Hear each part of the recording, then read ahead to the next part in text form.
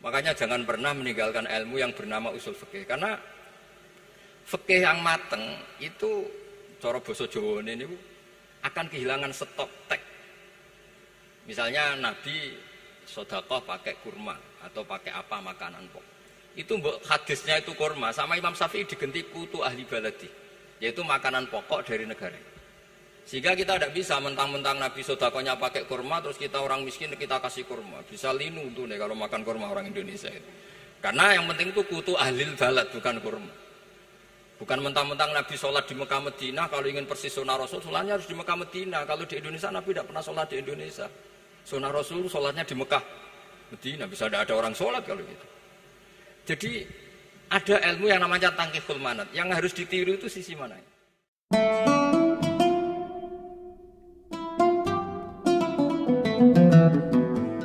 Para pemirsa, Anda saat ini masih terus bersama Haul ke-49 Kiai Haji Abdul Wahab Hasbullah, inisiator, pendiri, dan penggerak NU, pencipta lagu Ya Ahlal Waton, serta pahlawan nasional secara virtual.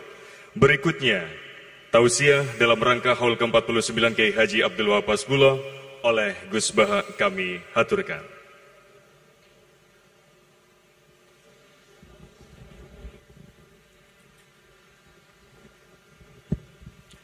Assalamualaikum warahmatullahi wabarakatuh. Bismillahirrahmanirrahim. Allahumma ya Allah ihdinas siratal mustaqim siratal ladzina an'amta 'alaihim ghairil maghdubi 'alaihim waladdallin amin. Allahumma shalli wa sallim ala habibika Mustafa Muhammad wa ala alihi wa sahbihi wa barik wa sallim amma ba'du. Yang sangat saya hormati Mustasyar PBNU sekaligus Wakil Presiden Profesor Dr. Ma'ruf Amin, yang saya hormati Rais Am PBNU, Rais Am NU Kiai Haji Miftahul Akhyar, Ketua Tanfid PBNU yang juga masih pernah mbah sama saya, Kiai Haji Said Akil, yang saya tadi senang sekali marahnya, senang sekali girohnya, karena itu memang khas keluarga kami. Jadi kalau nggak kesampaian marah itu bagus. Jadi di antara sifatnya para nabi itu wayakhdufulillah, kalau agama enggak dapat apa tadi jatah ya, enggak tahu saya maknanya itu, jadi kan wayakhdufulillah wa yardoliridho. Semua yang saya hormati, ini ada Ibu Menteri Ibu Ida Fauzia, ada Gubernur Jatim Ibu Khofifah, yang sangat saya hormati keluarga besar Mbah Wahab Hasbullah. Di sini secara berurutan ada Nyai Mutmainnah, ada Nyai Mahfuzah, ada Nyai Hizbiyah, ada Nyai Mujidah. Yang sangat saya hormati Kiai Haji Hasib, Kiai Haji Rokib, semua yang saya hormati para santri, para alumni. Alhamdulillah tadi acaranya banyak sekali, jadi saya nanti ngaji insya Allah 15 menit.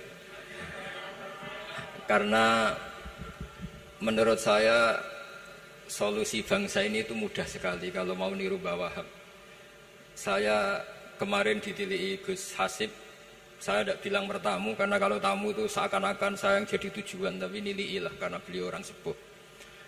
Kemudian beberapa hari dikasih paketan buku beliau tentang Mbah Wahab, buku dari beliau tentang Mbah Wahab. Tapi sebetulnya saya tahu banyak tentang Mbah Wahab tanpa buku itu, karena Mbah Maimun, guru saya, juga bapak saya, Kiai Haji Nur Salim sering cerita. Kiai Wahab itu pedagang, juga ulama, juga politikus, juga pahlawan.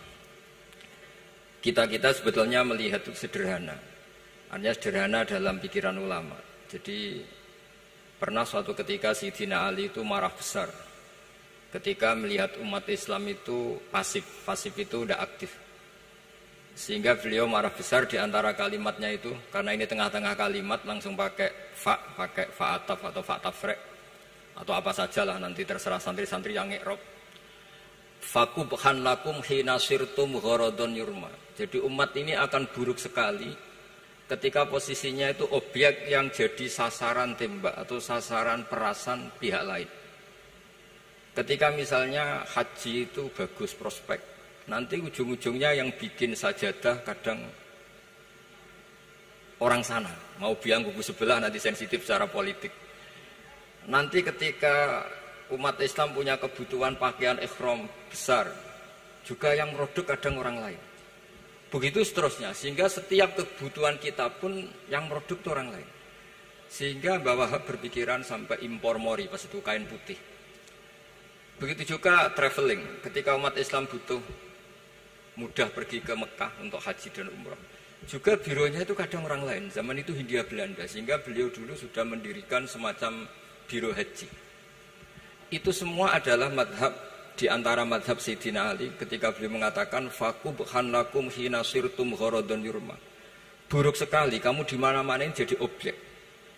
Misalnya kira-kira ginilah, kalau hallnya Mbah Wahab itu ada 10.000 santri dan semuanya karena keluarga kiai itu dermawan, sama Bu Mujidah dikasih makan semua.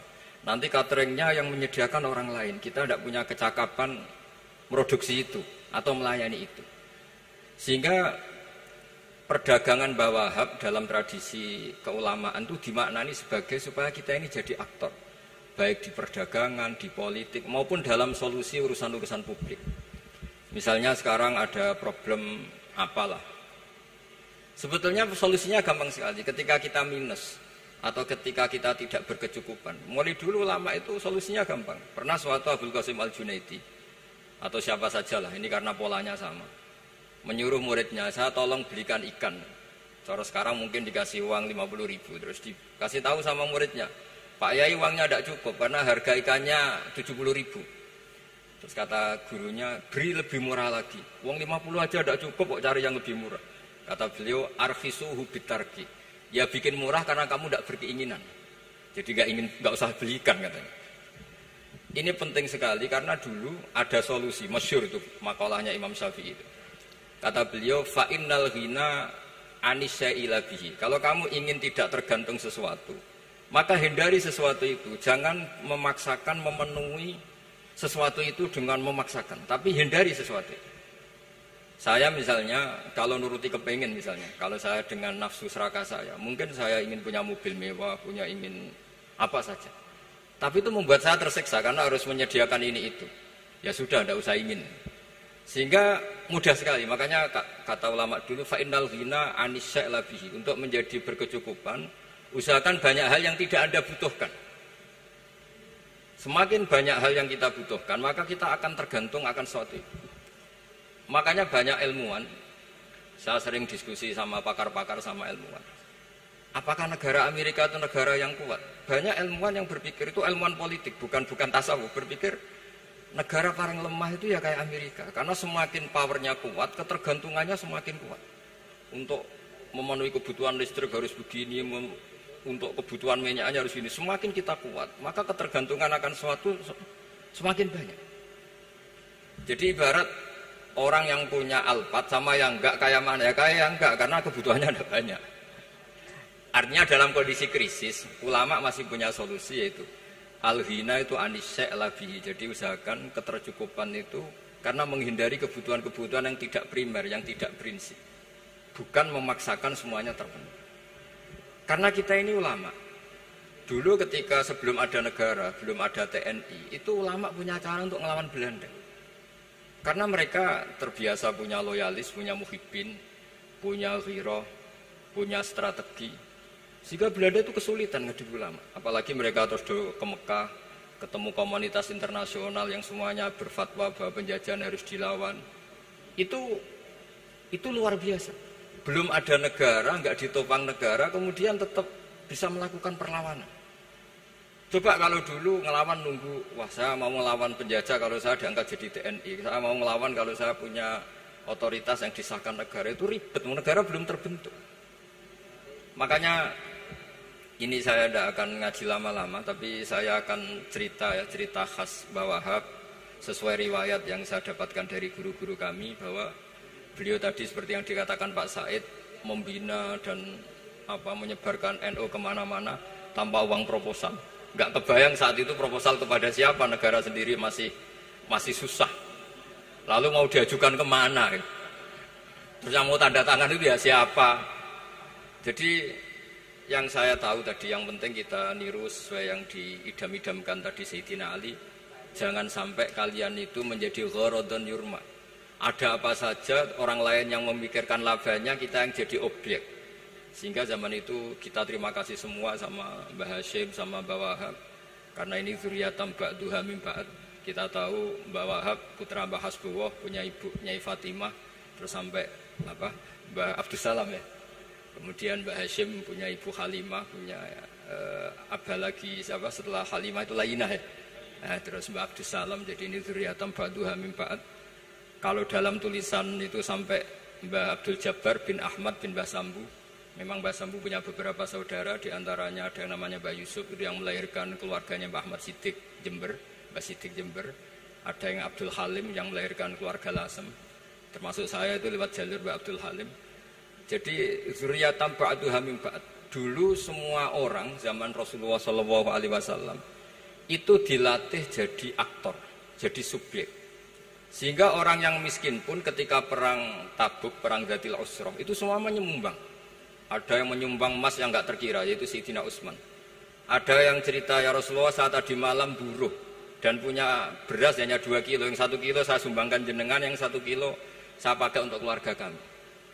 Sekarang logikanya sederhana, kalau orang miskin 3.000, pas itu anggap saja pasukannya misalnya 3.000. 3.000 nyumbang beras 1 kilo, itu artinya terdapat 3.000 kilo beras. Artinya apa? Orang Islam yang miskin membiayai dirinya sendiri untuk makan. Dan mereka adalah aktor heroik. Tapi kalau misalnya ini orang-orang miskin ini tidak mau urun rembuk, kemudian menjadi beban negara, maka yang harusnya dipakai senjata, dipakai beli sembako. Dulu zaman Nabi meskipun orang itu miskin itu semuanya bersifat heroik. Sehingga perang Dzatil Usrah itu perang paling dikenang Al-Quran. Nah, efek dari ingin memberi adalah tidak tamak. Makanya kalau dalam kitab tasawuf itu orang pikir itu gak dikritik. Yang dikritik orang tamak. Karena orang menvonis orang lain kikir itu pasti karena berkeinginan mendapat. Kalau tidak berkeinginan mendapat, maka orang lain tidak akan kamu vonis sebagai kikir. Andai kan kita semua ingin memberi sumbangan kepada Indonesia, maka kita tidak akan menvonis pemerintahan kita tidak becus ngurmat kita. Meskipun pemerintah tentu berkewajiban ngurmat orang-orang miskin itu tentu. Tapi andai kan semua orang miskin berpikir ingin menyumbang pemerintah, maka tidak akan menyalahkan pemerintah ketika faktanya nanti suatu saat atau kapan saja, semoga ini tidak terjadi, itu tidak mampu menyumbang. Karena masyarakat kepikirannya memberi, bukan mendapat. Ini solusi-solusi yang diajarkan Rasulullah SAW yang disebut al-yadul ulya khairun minal yadis sufla. Jadi bahwa posisi memberi jauh lebih baik ketimbang posisi menerima. Sehingga ketika Allah mensifati orang baik itu siapa? Allah mensifatinya sederhana. Wa mimma razaqnahum yunfikun. Orang yang kepinginannya itu yang memberi. Itu dulu zaman Nabi pas perang Khandaq, pas perang Tabuk, pas beberapa perang, itu orang yang paling miskin pun turun. Sampai orang-orang munafik mencibir, innallaha ta'ala la ghaniyun an shadaqati hadza. Allah tidak butuh sedekah hanya 1 kilo. Tapi coba efeknya dari sedekah 1 kilo itu tadi, misalnya orang miskin yang perang 3.000, itu semuanya memakan uangnya sendiri setidaknya enggak jadi beban negara. Terus mentalnya itu patriotik. Dari mental patriotik itu ketemu Belanda kayak apa, mereka bisa makan apa saja. Mulai ares gedang, mulai apa saja, yang penting halal. Karena mentalnya dari awal heroik. Tapi andai kan mereka mentalnya tomak, mungkin sudah mati. Karena, wah nunggu negara ngasih makan, proposal dulu, sedang mati. Tapi orang dulu enggak, karena heroik inginnya memberi sehingga bisa mendapatkan solusinya sendiri. Ini solusi yang saya tawarkan sebetulnya ini mudawwan. Artinya mudawwan itu ada di beberapa kitab, lihat di beberapa tafsir istilah perang Dzatil Usrah, perang Tabuk atau perang apa saja itu memang zaman itu susah sekali. Itu menjadi solusi utama adalah setiap orang ingin bermental patriotik. Nah, kalau sudah orang bermental patriotik itu gampang, ukur apa saja itu gampang. Karena tadi dari 3.000 atau 1.000 atau apa saja pasukan, sampai ada yang urun tadi beras 1 kilo, tapi 1 kilo itu menjadi satu watak, satu karakter bahwa bangsa ini inginnya memberi sama negara. Sehingga negara ini mudah merdeka. Coba kalau semua orang miskin zaman itu bermental ingin mendapat, ribut proposal, nyalahkan ini, enggak didata miskin tersinggung, kan capek. Jadi ini memang zaman akhir ya agak aneh, orang enggak didata miskin itu tersinggung. Kalau besanan nyari yang kaya, tapi kalau ada sumbangan nyari sebagai yang miskin. Jadi kalau tanya solusi khas ulama, kita belajar dari perang Dzatil Usrah. Itu orang yang miskin semuanya urun. Nah barokahnya urun itu kemudian mereka bermental patriotik. barokahnya patriotik, yang kaya, yang miskin, yang pinter, semuanya berkontribusi untuk menyumbang negara. Akhirnya negara ini bisa merdeka sebelum terbentuk TNI, sebelum terbentuk Polri. Karena tadi keinginan memberi, keinginan patriotik. Sehingga cerita buyut-buyut saya ketika Belanda atau apa Jepang, itu yang dicari di geladak saya itu ya kitab. Karena kitab ini dianggap sumber inspirasi mereka melawan Belanda. Dulu kita tahu masyarakat kita itu kalau ngerti Belanda itu dipanggil Doro, wis penjajah jadi diundang Doro. Itu kan terlalu dulu. Sehingga orang Arab itu kadang agak dengan tanda kutip mencibir kita. Kalau bahasakan negara jajahan itu mustakmarin. Negara yang perlu rame karena cara berpikir masih terbelakang. Wong penjajah kok dipanggil Doro. Terus ketika beberapa kiai melihat Belanda baik karena di alun-alun dikasih masjid gini-gini, sudah tidak berotak karena anggap Hindia Belanda itu baik. Baru ketika era beberapa ulama, ada Mbah Hashim, ada Mbah Haswo, tadi kata beliau Dwi Tunggal tadi, terus ada fatwa resolusi jihad, sehingga mereka baru sadar bahwa Belanda itu ancaman. Kayak apa pentingnya ilmu, kayak apa pentingnya fikih. Karena di fikih jelas jihad untuk melawan penjajah itu fardu kifayah. Tapi jika musuh kadung ada di kita, maka itu fardu ain. Tidak lagi ada prasyarat harus lelaki, harus merdeka, enggak, perempuan pun harus terlibat. Sehingga kita punya pahlawan kayak Cut Nyadin, beberapa daerah Akartini. Itu ada di khazanah kitab-kitab fikih kita. Jadi kita tidak pernah kehilangan khazanah untuk menjawab muskilatus zaman, untuk menjawab problem-problem zaman. Tapi yang penting kita selalu ngaji, selalu belajar. Saya adalah orang yang sebetulnya tidak pernah ingin terkenal karena saya itu suka belajar. Cuma saya bikin pengecualian, mau diundang kalau pernah sepuh. Ternyata yang pernah sepuh itu banyak. Ini agak musibah bagi saya karena harusnya kiai itu ya dihormati, tapi gara-gara kalah sepuh digawe kongkonan. Saya ini kemana-mana digawe kongkonan. Jadi gayanya nasihati, tapi aslinya diperintah. Jadi tidak ada kerennya sama sekali. Saya di mana-mana posisinya al-makmur, diperintah. Tapi saya senang karena ilmu itu butuh konsensus. Andai kan saya tidak pernah ngaji di depan Mbah Mun, di depan bapak, di depan guru-guru, maka mungkin saya tidak pede atas bacaan yang saya baca. Karena saya tidak tahu ini benar apa enggak. Sehingga masyhur kalau dalam guyonan santri, ada orang tidak baca-baca kitab, cari kamus sampai mati tidak ketemu. Karena dia bacanya lam tarjiman. Wah itu cari di kamus sampai mati tidak akan ketemu. Bareng tanya gurunya, ini apa Pak Yai? Oh itu lam tarodaman. Lam tarodaman itu karena marjiknya mar'ah, orang ningali sapa mar'ah daman ing getih. Dia bacanya jadi satu lam tardiman. Dicari di kamus ya, sampai mati tidak akan ketemu. Makanya di guyonan-guyonan pesantren itu banyak katanya ada cerita orang mati karena satu titik. Jadi gurunya baca habbatun sauda dawaun min kulli da. Jadi dia kitabnya kelebihan apa? Titik.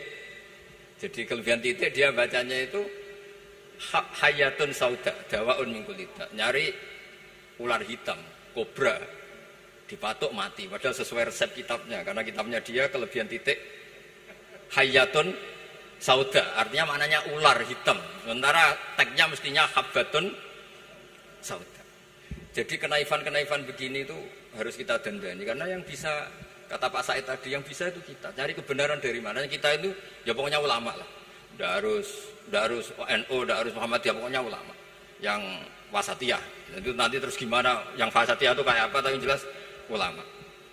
Karena dulu zaman, kalau kita fair secara sejarah dulu ya Mbah Wahab ya dekat Mas Mansur. Dulu Mbah Hashim ngaji sama Mbah Ahmad Dahlan, sama-sama di Mbah Soleh Darat. Ketika di Mekah ya sama-sama ngaji di Syekh Khotim Minangkabau.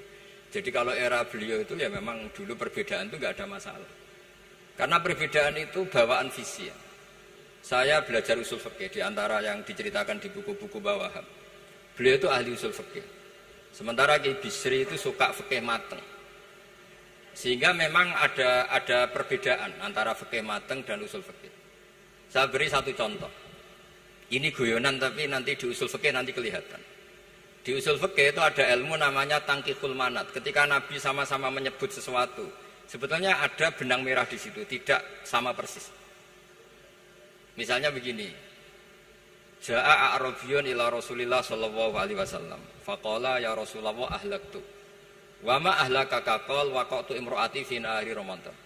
Ya Rasulullah, saya ini orang yang rusak karena saya berhubungan intim dengan istri saya di ketika Ramadan. Terus Nabi ngendikan, ya sudah kamu harus merdekakan budak, saya tidak punya ya Rasulullah. Ya sudah kamu puasa 2 bulan berturut-turut. Kata beliau, puasa baru sehari saja kecelakaan apalagi 2 bulan. Karena kamu orang Arab lah, orang Arab itu, dia cerita ini di Arab kita. Terus, ya sudah kamu sedekah sama 60 orang miskin. Saya ini orang paling miskin. Susah kan menghadapi orang miskin seperti ini. Nah, pertanyaannya secara usul fikih, menurut mazhab Syafi'i, sanksi berat itu hanya untuk yang berhubungan suami istri. Sehingga kalau membatalkannya pakai rokok, pakai minum, pakai makan, tidak kena sanksi seberat itu. Masuk akal kan, karena memang hubungan suami istri dalam banyak hal, misalnya haji, itu ifsad, yang benar-benar ifsad, bisa merusak haji secara total. Tapi menurut Imam Malik, pikiran Imam Syafi'i itu dianggap aneh. Loh, ini hubungan suami istri itu statusnya mubah, sesuatu yang boleh. Maka semua hal yang boleh tapi merusak kehormatan Ramadan, maka ketentuannya sama. Yaitu misalnya nggak sakit, nggak apa, pagi-pagi nyate. Wah, itu kan melecehkan Ramadan, nggak sakit, nggak apa, kok pagi-pagi nyate. Perlu dicatat karena hubungan suami istri itu sesuatu yang boleh. Berarti kalau yang boleh merusak Ramadan hukumannya berat, makan yang statusnya boleh juga hukumannya berat. Itu dulu bapak saya ketika bikin analogi itu mau cerita sederhana gini. Hak di ono santri ya goblok, kandhanane aneh. Istrinya lapor ke kiainya. Pak Yai, santri jenengan kalau sama istri sering mukul itu nabok pakai tangan. Santrinya dipanggil kan alumni, kamu jangan sering mukul istri kamu gini-gini. Iya Pak Yai, njeh. Suatu saat 2 minggu istrinya lapor lagi, sekarang tidak nabok Pak Yai, nyaduk. Karena yang dilarang hanya nabok. Dipanggil kiai, lo kamu katanya masih sering nyaduk istri kamu. Yang dilarang kan mukul, sekarang nyaduk. Kapan-kapan meludahi. Nah, artinya di usul fikih dijelaskan bahwa makna haramnya naboi adalah hurmatul idza, haramnya menyakiti. Maka nyaduk sama, meludahi sama, menerlantarkan sama. Itu dulu bahwa ahlinya bikin usul fikih seperti itu. Sehingga misalnya amar ma'ruf nahi mungkar, ketika beliau ditanya, apakah perlu ikut kabinet gotong royong? Tapi di situ banyak kelompok yang mungkin tidak cocok. Pikirannya kayak apa harus ikut, justru ikut benahi dari dalam. Meskipun dari ikut itu bahwa Wahab nyun sewu yang mengalami fitnah yang macam-macam dituduh karena zaman itu nasakom. Tapi itu beliau santai saja. Tapi zaman itu memang itu sah karena zaman itu belum dibubarkan. Jadi yang dialami Wahab ini luar biasa. Semuanya harus jadi pelajaran bagi kita. Makanya jangan pernah meninggalkan ilmu yang bernama usul fikih, karena fikih yang mateng itu cara basa Jawa ini akan kehilangan stok teks. Misalnya Nabi sedekah pakai kurma atau pakai apa makanan pokok. Itu hadisnya itu kurma, sama Imam Syafi'i diganti kutu ahli baladi, yaitu makanan pokok dari negara. Sehingga kita tidak bisa mentang-mentang Nabi sedekahnya pakai kurma terus kita orang miskin kita kasih kurma. Bisa linu tuh nih kalau makan kurma orang Indonesia itu. Karena yang penting itu kutu ahli balad bukan kurma. Bukan mentang-mentang Nabi sholat di Mekah Medina, kalau ingin persis sunnah Rasul, sholatnya harus di Mekah Medina. Kalau di Indonesia, Nabi tidak pernah sholat di Indonesia. Sunnah Rasul, sholatnya di Mekah Medina. Bisa ada orang sholat kalau gitu. Jadi, ada ilmu yang namanya tangkihul manat. Yang harus ditiru itu sisi mananya. Nah, dalam konteks Arabi tadi, terus kemudian ada dibuang. Ja'a Arabion, kata Arabi itu dibuang. Datang orang Bedui. Orang kota pun kalau punya kesalahan yang sama, hukumannya juga sama. Maka kata Arabi dibuang. Nah, menurut Imam Malik, kata jima, hubungan suami istri juga dibuang, diganti membatalkan puasa dengan apa saja yang tanpa uzur syarat. Jadi ini kealiman-kealiman kiai-kiai Indonesia dulu itu, misalnya kentong, dulu meskipun ada yang bilang bid'ah, kentong itu bid'ah karena mirip orang Nasrani. Orang Nasrani itu bentuk kentongnya di kelenteng itu tidak seperti kentong kita. Adat Indonesia kalau pos kampleng ada maling, ada banjir pakai kentong. Jadi adatnya memanggil tuh pakai kentong. Makanya kiai-kiai dulu, ini mirip orang Nasrani, enggak mirip pos kampleng katanya. Padahal jelas ya, menurut hadis sahih jelas ketika ada sahabat usul ya Rasulullah bikin kentong, wah jangan nakus itu nanti kayak Nasrani. Bikin bok itu trompet, jangan nanti mirip orang Yahudi. Ya dengan api ya Rasulullah, jangan nanti mirip Majusi. Datang sahabat tergesa-gesa, beliau mimpi kalau diajarin azan. Azan itu maknanya al-ilam, memberi maklumat waktu sholat. Akhirnya ada azan. Kemudian ulama Indonesia dulu Mbah Hashim sama Ki Fakih Mas Kemambang, yang satu anti kentong, yang satu pro kentong. Itu dulu ya saling menghormati, nggak masalah. Karena fikih itu sekali khilaf itu mirip-mirip. Tadi Pak Said Akil nyinggung Palestina. Saya pernah ke Palestina. Itu banyak ulama Mesir yang mengharamkan orang datang ke Yerusalem, ke Masjid Aqsa. Karena mau tidak mau harus dapat visa Israel, berarti ngaku eksistensi Israel. Karena dianggap mengaku eksistensi Israel maka hukumnya haram. Tapi saya pernah ketemu Imam Masjid Aqsa. Beliau bilang begini, Pak Bahak, kalau orang Islam dari seluruh dunia tidak datang ke kami, maka eksistensi kami dianggap diabaikan oleh komunitas internasional. Dan itu dengan mudahnya Israel mencaplok kita. Sehingga separuh ulama Mesir juga mewajibkan yang mampu harus ke sana. Dengan cara itu Aqsa aman karena masih diperhatikan ulama atau komunitas internasional. Yang satu cara pandang ke sana berarti ngaku eksistensi Israel karena ada visa Israel. Yang satu bilang harus ke sana, dengan itu eksistensi Masjid Aqsa terjaga karena masih diperhatikan ulama atau komunitas Jadi di mana-mana khilaf itu ya seperti itu. Tapi alhamdulillah di kita itu khilaf itu biasa. Sehingga zaman kita mondok, saya itu pernah pengalaman buruk sekali saya ketika jadi Rois Musyawarah Fathul Mu'in. Itu ada pertanyaan gini Gus Hasib. Saya tanya gini sama orang, Gus, soft paling utama itu yang nomor berapa? Nomor 1 kata saya. Yang kedua, yang soft berikutnya, iya yang berikutnya. Kalau sudah tahu soft terbaik itu yang nomor 1, kenapa masjid gak dipakai memanjang selatan utara? Biar semuanya nomor 1. Selagi masjid itu memanjang barat timur, pasti ada soft 1, 2, 3. Itu kan kurang ajar betul. Jadi supaya orang soft 1 semua ya tinggal desain masjidnya, yaitu memanjang utara selatan. Selagi masih memanjang barat timur, pasti soft 2, 3. Terus saya kebalik tanya, lalu setelah begitu yang paling abdul siapa? Yang sisi kanannya imam. Ya sudah, imamnya dipojokkan pol selatan, biar semuanya dari pol kanan. Nanti ada masalah lagi, yang paling abdul siapa? Yang paling dekat imam. Yuskono kerubuti imam kan gitu. Jadi kalau nuruti fikih itu ya memang ilmu logika. Sehingga banyak orang jadi wali itu dari hasil ijtihadnya. Ada orang jadi wali karena sering sholat di shaf awal. Tapi ada wali pesaingnya justru jadi wali karena kalau sholat di belakang. Tapi tetap wali. Suatu saat dua wali ini ketemu. Loh, kamu kok wali? Padahal kalau sholat paling belakang. Saya tuh malu sama Allah. Kok kayak sok suci ya gue ngarep gitu. Jadi wali karena adab, bukan karena malas loh. Saya itu gak pede, saya saja kok sholat di depan. Maksudnya kok kepedean itu. Tapi tentu rasanya tetap baik yang di depan. Ini saya bukan bela yang. Kenapa saya cerita bela yang belakang? Karena yang bela jarang gitu. Makanya saya. Dan kebetulan saya kalau sholat ya sering di soft belakang. Tapi ini saya cerita betapa logika fikih itu khazanahnya banyak dan luas. Dan kita bicara usul fikih itu biasa. Kita belajar sama beberapa ulama. Saya berkali-kali cerita di mana-mana. Muhammad bin Hasan Asyibani itu mewajibkan ulama kaya. Dan beliau kalau ngitung duit itu di kamar tamu, di ruang tamu. Sehingga santri itu kepikiran nyalami template. Kan cara wong Jawa kan meliti ngitung duit kok di ruang tamu. Tapi ternyata alasannya beliau masuk akal. Ben santri ku roh nak kiye ini di duit. Jadi ra perlu kepikiran nyumbang gula. Ya masuk akal. Tapi yang nyimpen duit ya masuk akal. Wong duit kok dipamer-pamerno. Tapi yang pamer nggih monggo nak niate ben wong liya ndak perlu berempati, ndak perlu sakit. Jika nggak perlu didata dapat BLT mergo duit tidak kok.